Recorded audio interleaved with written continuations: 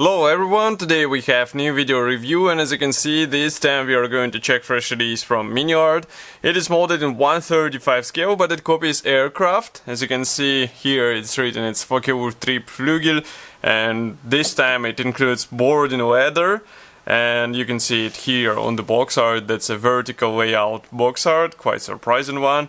Here also we can see a short list of the features, so there are 6 decal options, and of course this leather is included, and PE is also included. So we are going to check it closer today. This is a commercial sample, so it means you will get exactly the same stuff as what you'll see in this video review.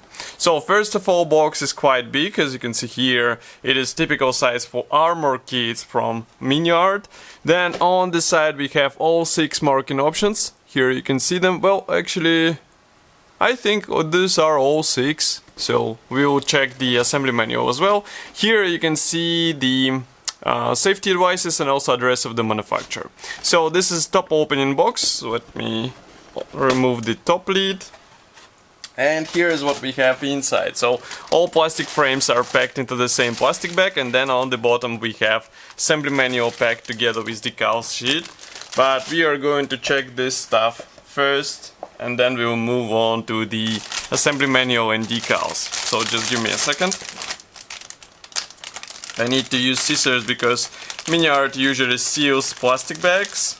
I mean, in case you didn't assemble Miniart kit, that's why I'm saying why I'm using scissors here. But that's not such a difficult task. Okay, so all frames packed into one plastic bag. On the top we had this nice envelope with Miniart logo. Let's zoom in.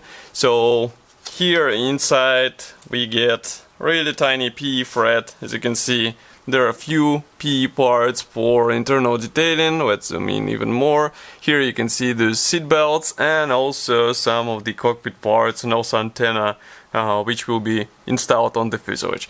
These parts will completely fine, but I mean, we all need dashboard in such kit. We can agree on this. So you will have to solve it with your own means. Next we get another sealed plastic bag, that's why I'm using scissors once again. Here we have the clear plastic sprue.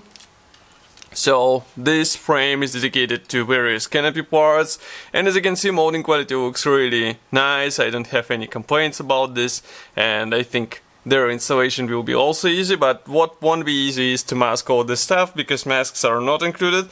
There are no templates for mask cutting, so you have to be careful while doing all this stuff. Now let's zoom out a bit, because next we start with gray plastic sprues. Here you can see the first one. So here we have the nose section halves, and those cutouts are actually separate hatches for machine gun base. We have quite nice recessed panel lines and riveting, and if we flip it over, here inside we get the position elements, which should help you with proper alignment of these things together. Next we have 2 new sprues. So those frames will be used for the leather assembly. I will show you only one because they carry the same set of parts. And frankly speaking, I thought that leather will be replicated with PE parts, but as you can see, it should be glued out of plastic elements. So for some modelers it will be a plus. For some modelers it will be surprises for me, but it looks up to scale, so no complaints about this. I mean, if it is possible to make such thing out of plastic, I am completely for it. Next we have 3 absolutely identical plastic frames. So let's not forget that this is a Triebflugel, so that's why we get 3 wings, and I will show you only one obviously, because there is no point to show each one again and again. Let's zoom in a bit. So again, here we have quite nice external detailing. This means recessed panel lights and riveting, and the only thing where you will have to be careful, and me as well, that's the engine gondolas, because as you can see they're pre-molded on the wing parts. I'm not sure why it was decided to do like this, because actually we have the... no, we do not. There are no panel lines in this area. I thought maybe it would be better to mold the engine gondolas separately, but as you can see, it is not such an easy task. And note that wings feature this quite interesting angle, which should look good on the finished model. Here inside we have some guiding elements which will help you with alignment, and we can zoom in so that you can check the external detailing. Let me open the camera a bit. So now you should be able to see that we have riveting and recessed panel lines on these parts. So I would recommend to play with painting techniques and weathering techniques in order to get even more impressive result, let's say.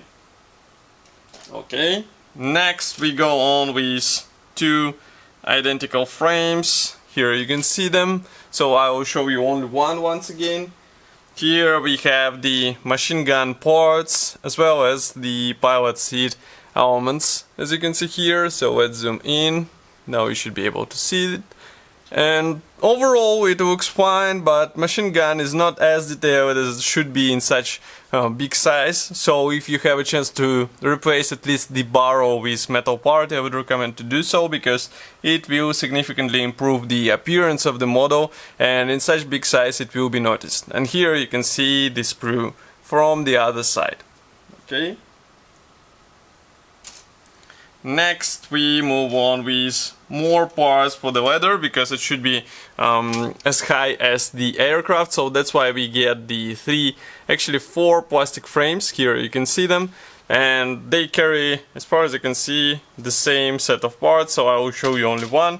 These are mainly thin frames which should be connected together. Here you can take a look at them, and let's flip them over. So it's just a matter of proper alignment of all those thin parts together, and of course careful separation them of the sprue, because these are thin parts, so you should be careful with such things. Next we go on with this plastic sprue. Just give me a second. Here we have parts for the nose section. I will zoom out so that you can see whole frame. And as I said, these are parts for the nose area. As you can see, we have cockpit tab. We also have those bay doors for the machine gun base. We also have the landing gear part.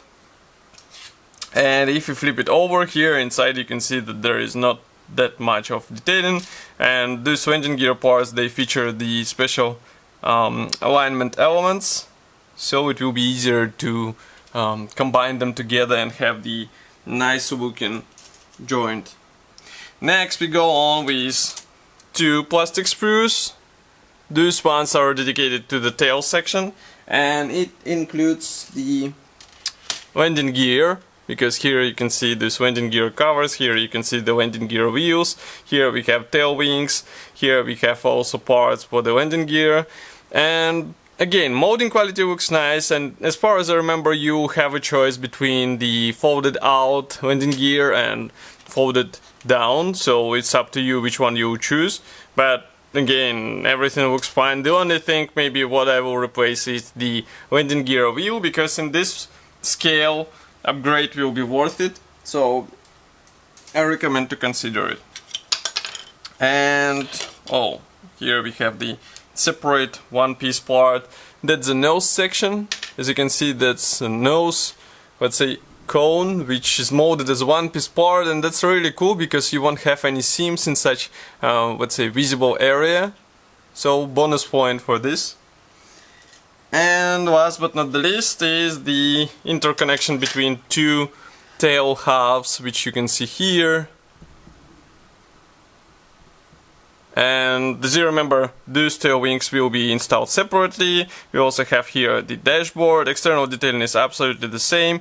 Maybe it looks a bit rough, but under several layers of primer and paint it should be completely fine. I mean, it's definitely better than some not that deep detailing on various models. And here you can take a look at the dashboard, which looks completely fine as well. So it's just a matter of dry brushing, or maybe finding some dial decals in order to bring a bit more realistic appearance.